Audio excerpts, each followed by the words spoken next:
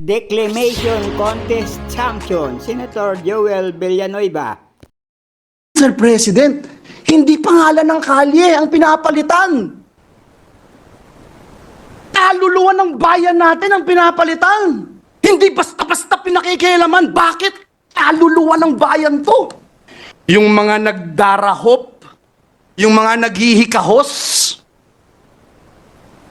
mga nangangailangan ng tulong, nangangailangan ng ayuda ng gobyerno, umaasa sa tulong ng gobyerno, pagsasamantalahan natin.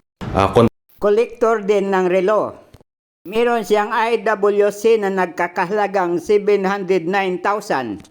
Rolex One na nagkakahalaga ng 1.8 million pesos.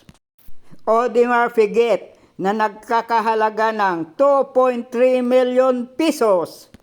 Patek Philippe na nagkakahalaga ng 7 million pesos. Rolex to na nagkakahalaga ng 1.2 million pesos.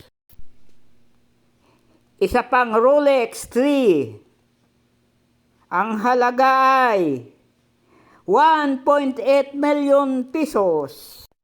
Iilan lang yan sa mga gamit na napanalunan niya sa Senado. Dahil magaling siya sa diskurso.